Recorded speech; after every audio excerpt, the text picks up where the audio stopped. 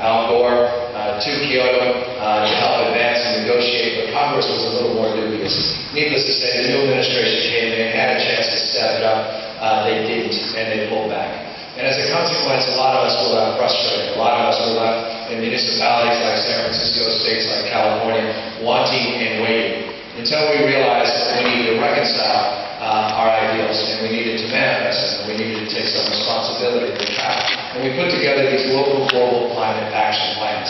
Again, local, global climate action plans. San Francisco, no different. In fact, we as a city that describe ourselves best as dreamers and doers, as entrepreneurs and innovators, as a city, like our state, is always on the leading and cutting edge of new ideas, we decided to be a little more audacious than Kyoto. We actually rolled back, or called to roll back, our CO2 and greenhouse gas emissions 20% below 1990 levels by 2012. In essence, twice plus as far as the Kyoto protocols call. So we put together this fancy plan. But to say, as you know, is not to do. And every mayor and governors across this country, though governors took a little more time, mayors seemed to get it a little bit more aggressively, put together similar plans. Some were more ambitious, some less ambitious. We came back a few years later and I started going to conferences like this, and I listened to some of these city leaders, and they said, we have already reduced our greenhouse gas emissions 28% below where we were just 2 years. And you started questioning, wondering, how the heck is that possible? And you started doing follow-up, and you drill down and you realize, really, they were just asserting. They didn't know what they were doing.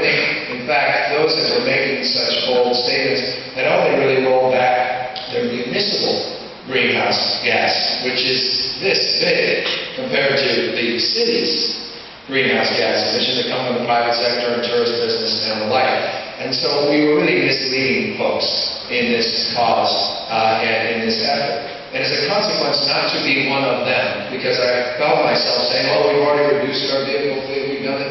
I decided, well, it's time to have a third-party review and independently analyze our greenhouse gas emissions and CO2. We became the first city, the state of California, we believe the first big city in the United States of America. There's another city with a relative version of the climate registry that they advanced, but we independently submitted to this third party.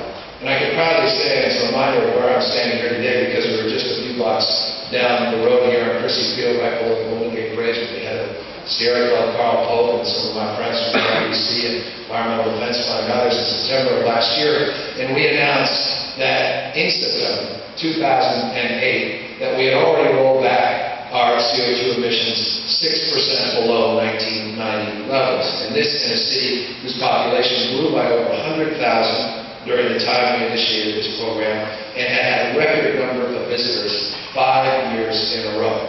I say that not to impress you, but to impress upon you how remarkably easy it was, and how we must disenthrall ourselves and disabuse ourselves that this is particularly difficult.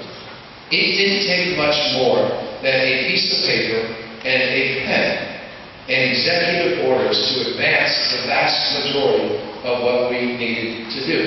It took as well a quality of imagination, which is indeed a renewable resource, and we got folks in a room of every conceivable walk of life and point of view, and they said, we believe we can do this, and if this doesn't work, let's try that. The whole idea of trial and error, good ideas, bad ideas, branching and pruning, learn from your mistakes. As you know, mistakes are a portal of discovery. You miss 100% of the shots you don't take. That's Wayne Gretzky. The whole idea of trying new things, being innovative in this field, was missing, it seems to me. But taking those principles that advanced the success of so many of you in this room and adopting them on a municipal basis became the framework, that foundation to which San Francisco has enjoyed some success, but that bar is still remarkably low. AB 32 in the state of California, extraordinarily low. And again, we're saying we're doing, we haven't really done most, in fact, not even close to enough yet to get us to where we all recognize we need to go by 2020. My gosh, certainly by 2050, the ambitious 80+% goals that we all share.